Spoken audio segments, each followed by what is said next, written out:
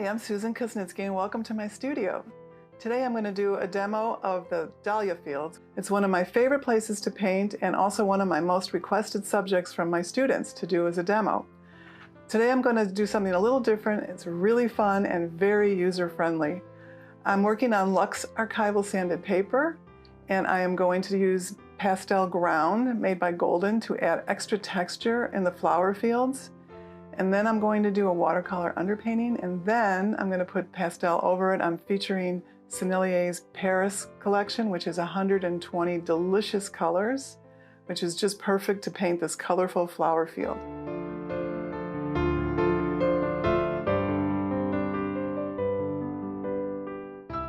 Let's get started. What I've done here before we started shooting the video is I just sketched out really lightly the different areas of my subject. And then because this stuff takes a little bit of time to dry, I took pastel pencils to show me where I wanted all the flowers in the foreground. And then I applied the pastel ground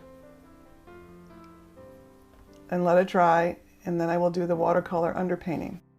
Just to show you what I'm doing, I'm taking a little scrap of paper and showing you how I dab on the pastel ground. Before I begin with the watercolor underpainting, I take a pastel pencil and just map out the larger shapes.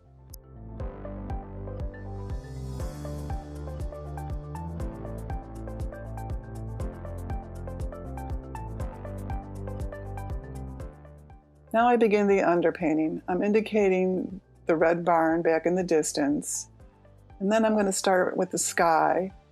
And when I'm thinking this part is that I'm creating a jigsaw puzzle for a 2-year-old, meaning that I'm using very big flat shapes to map out the different areas of the flower field.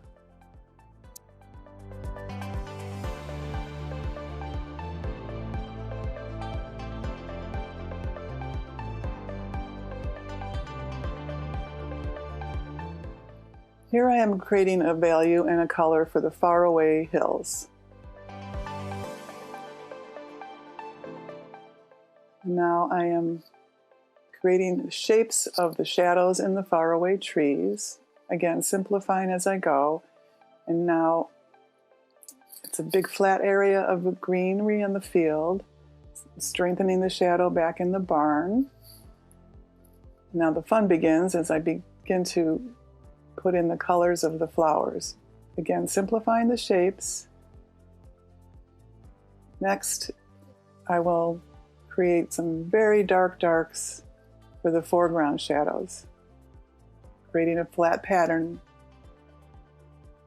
until I have the white of the paper covered with the watercolor underpainting.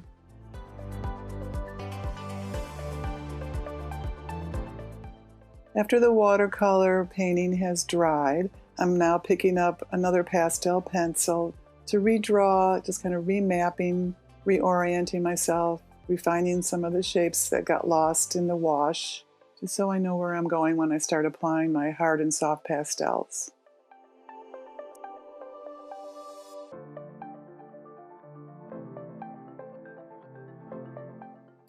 Now I'm reaching into my box, my Paris collection of Sennelier's soft pastels, reinforcing the value and color of my sky with a very light touch, almost just like swiping the color very lightly over my watercolor wash. Paying attention to the shapes around the trees, looking at negative shape as well as positive shape.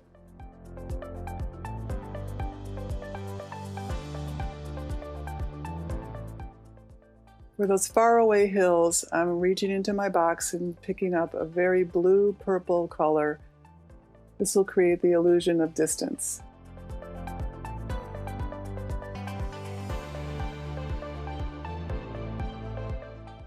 I'm adding some light pink to the bottom of the sky towards the horizon where it meets the faraway hills. And now that I have pigment on both sections, I can begin to soften edges, which will also help create distance. Here I want to reinforce my shadow pattern in the faraway trees.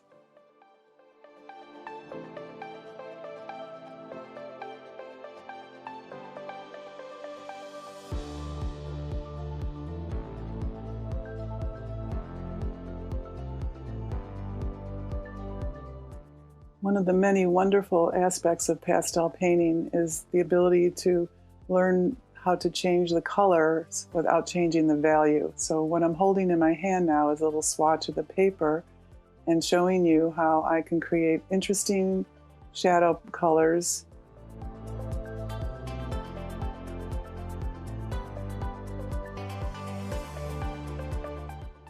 Now that I'm feeling pretty good about my background and middle ground, I'm going to move to the foreground and start to carve out the shapes of these beautiful dahlias.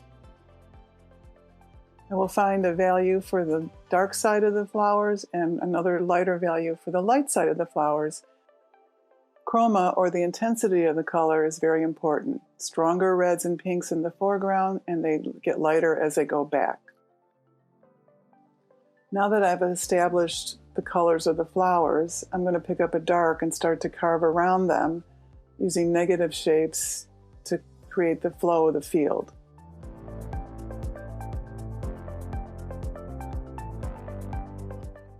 As I'm drifting away from the center of interest, which is the middle rows of flowers, I'm going to pick up some less intense colors for the greens.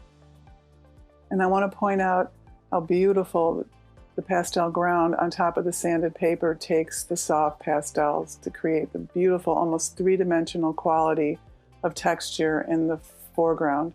You barely need to press at all on these soft pastels to get that effect. Just skate over the pastel ground.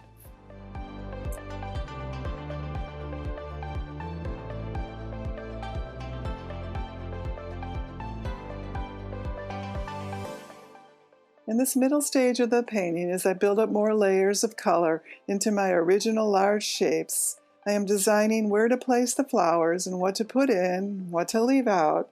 I want enough flowers, but not too many.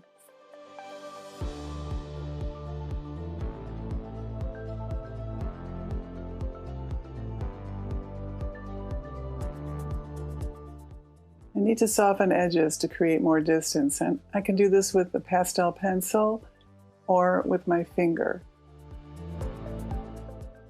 Here is another area where I've laid some beautiful colors close in value in the faraway field, and now I'm taking a pastel pencil to lightly glaze over them and blend the colors together.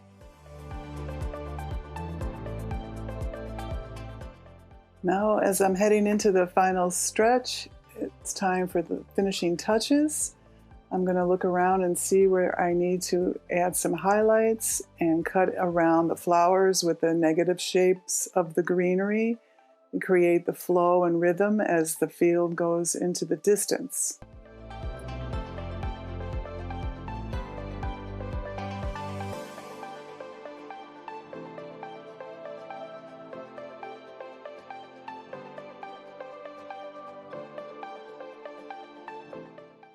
And I will keep refining the shapes and softening the edges until I feel like I have what I want. As you can see, the beauty of this technique on the sanded paper with the added texture allows you to layer up many layers of soft pastel to get luscious, gorgeous color and texture.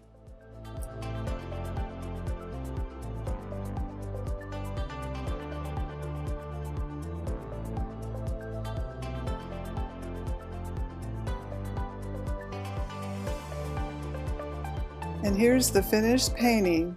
Again, I'm Susan Kuznitsky. Thank you for joining me as I created this symphony of color.